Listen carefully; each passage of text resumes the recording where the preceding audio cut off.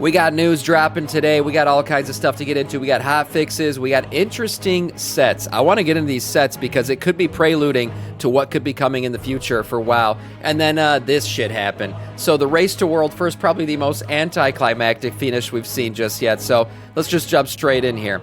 The race to world first, at least for the current raid tier, is over, boys. Crown of the Cosmos was defeated by Liquid just yesterday, and probably the most anticlimactic kill you'll ever see here. Let me show you this video real quick. 3% is on Illyria here. That aspect of the end cast is going off. We're trying to not break it. Realistically, yeah. If an obelisk dies, we're going to wipe. If the aspect of the end goes off, we're going to wipe. And Illyria watch the faces of the players. Watch the face. The Void Spire's done. It is Thursday, and the Void Spire... This face. Hold on. This face is... It's like, what? What? That's it? Yeah. The Void Spire's done. It is Thursday. And to be fair, this is not the final tier, technically, of the first season of Mythic. Yeah. This is not it yet. But to say that was a bit of a disappointment would be an understatement. So, yeah, she's a bit undertuned, clearly. But Blizzard did promise that the final raid tier of this first season is going to be much more difficult, and that is to account for the fact that we are now geared out from these first two raids opening up. So March on Quel'Danas will be the true finish to this first Race to World first season. We'll see how that all plays out, but yeah, for now, Liquid has taken the lead. Also, for China, they're also doing the Race to World first, and Chimeras went down by 2 Chinese guilds, and they received a ton of money for it. That's right, $72,000 about for US dollar conversions. And yeah, Chinese are rewarded with money here. And this is through both NetEase and another company that funds this stuff. They fund the Race to World First prize pools, and they want to be more competitive in the Race to World First. When it comes to these 2 guilds, Hugo Hero and Jitani Hong, they finished in 4th place, respectively, and 5th, 7th, and 8th place in the War Within raid tiers. So they're getting up there in terms of competitiveness, but they haven't surpassed Liquid just yet. When it comes to the Dream Rift, they were the 2nd and 3rd guilds to get this kill. So they got their money. They're pushing to be more competitive in the world scene. We'll see how it plays out right now when the final raid tier opens. It could be an exciting one considering you're only going to get a couple bosses. I think it's only 2 or 3 bosses, the final raid tier. So that'll be the real finish to this season, but a funny start at least to what was going on here. Blizzard also dropped a bunch of bug fixes yesterday on March 26th. We saw a bunch of bug fixes hit the hotfix menu.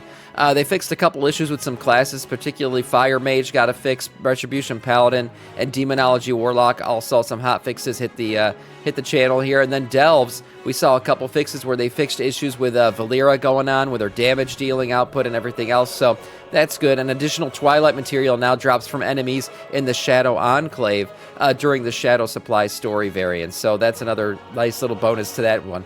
For dungeons and raids, we saw a couple changes here. Nexus Point Xanax saw they had an issue changed where the Lingering Image Searing Rend can Fervent Strike. Okay, that makes absolutely no fucking sense to me, but it's been fixed. Pit of Sauron saw a fix. The Dream Rift Chimeras, the Undreamt God, they addressed an issue causing manifestations to continue casting after losing Alnshroud, and then resolved an issue causing players in reality to be targeted by Rift Madness. In the Void Spire, we saw a couple bosses get fixes here. We have 4 bosses to be specific.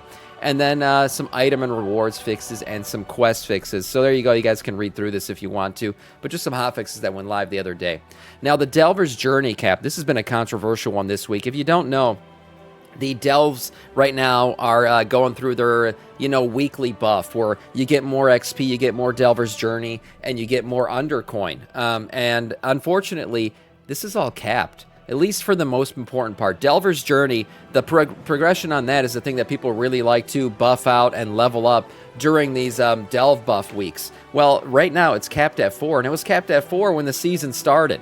So people thought, oh, this for sure, this cap is busted, right? This shouldn't be right to have a Delver's bonus event going on and have the Delver's Journey thing capped at 4. Well, Blizzard released a blue post saying, basically telling people, stop submitting this as an issue. It is not a bug in the game. We do, in fact, want this thing capped at level 4, and the cap will be relieved in the next reset. So next Tuesday, the cap will be removed from level 4, but unfortunately the Delvers event will also be over. So yeah, Blizzard kind of fucked us on this one, putting out a Delve event with also a really low cap on the Delver's journey progress. But there you go. It's still important to kind of pump this thing out to level 4 at least to try to get those, start getting those myth track crests and stuff like that. But for now, there's really no other reason to do it unless you want to level up Valyria.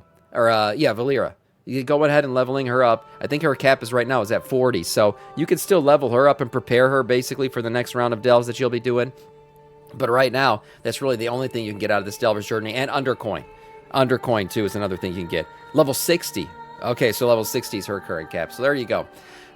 One thing that I want to tell you guys real quick right here. I got 2 sources of crests that are currently uncapped. So this is really important stuff. So right now, you got your weekly cap on your crests. And it's basically a cap on your ability to level up your gear. Well, there's currently 2 sources in the game that don't contribute to the cap. One of them is the Nightmare Prey system. So Nightmare Prey has your weekly quest that you can do called a Nightmarish Task. First, you got to unlock a Nightmare Prey difficulty, right? But once you've done that, you can get this weekly quest that'll give you crests for finishing out the quest. So you go through, you complete the prey hunt quickly, and completing the quest rewards a ton of goodies, including hero track piece of gear and 20 uncapped hero Dawn crests. This is extremely valuable right now, considering a lot of us are hitting the cap. We're doing a lot of Mythic Plus, doing a lot of raid.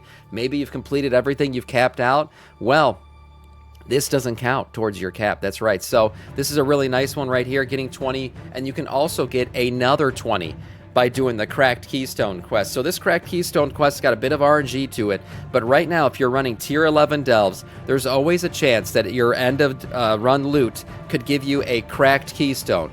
To complete this thing, all you got to do is once you get the Cracked Keystone, you'll get that little alert that you've gotten a quest.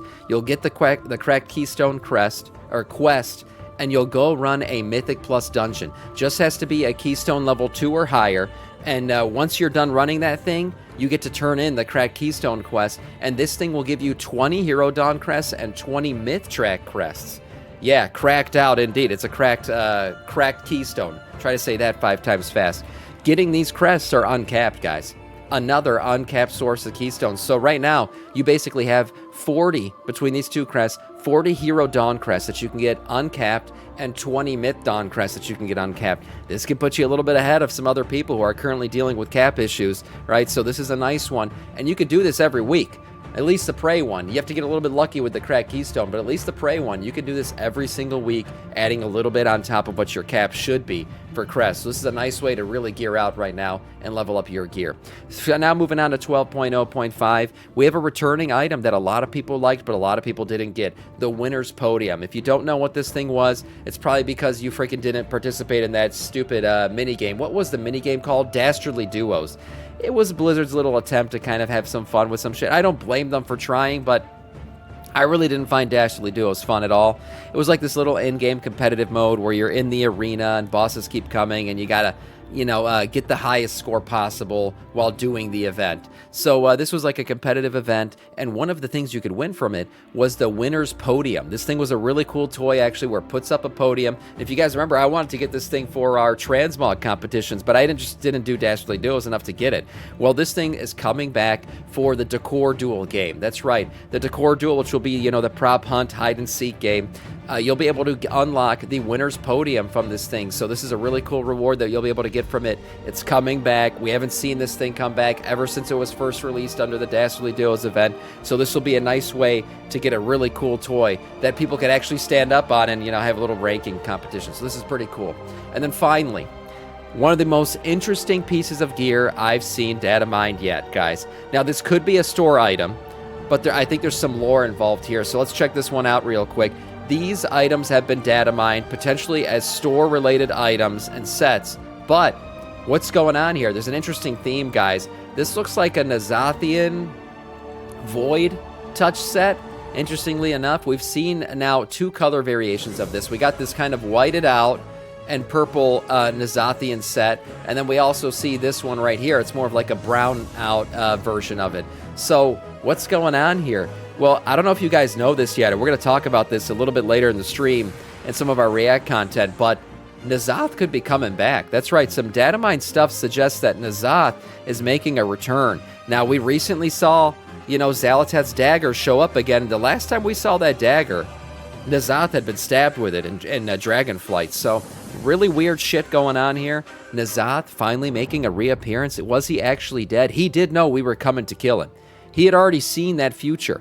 So for the greatest planner, as he used to call himself, the greatest schemer of all the old gods, to know his demise is coming and just let it happen, I still don't believe that's what happened. Zephyr Thunder, thank you so much for the follow, and sorry, I should say the sub. Thank you so much. 6 total, 3 months, Prime, and thank you so much for that Prime, man. Death Knight of our Scourge. As I was saying, N'Zoth coming back is seeming more and more likely. Now, is this a 12.0.5 thing, or is this something beyond that? We're not sure yet, but these are some really interesting hints, again, that N'Zoth is not dead and could be making a return. Now, one other set that's coming back that could also be hinting at a return of an old boss. That's right, we got a Venthyr-inspired ensemble, and this one is actually freaking badass. This one has that Legion-inspired cape. If you guys played Legion Remix, you know about these crazy animated capes. They look freaking great in the game. We could get a red one now. So this Venthyr-inspired set, obviously giving us some very Sire Denathrius-esque expired shit. So Sire Denathrius, could he be coming back? I mentioned this already before. The Prey system gives me some Dreadlordian vibes. It does give me Venthyr vibes as well. So all of that shit tied in. We've been saying it for a little while now. He could be coming back. That's right, Daddy D returning to this game as well in some way, shape, or form with other Dreadlords. We know that that could be happening, and this is a set that could be hinting at his return. So we got 2 major endgame bosses, Daddy D and N'Zoth. Big hints here that they could be making a return soon, and I would be excited for either one of them to make a return soon. Again, these items could be store items, not exactly sure where they're being looted from just yet, but for today, that is all in terms of news.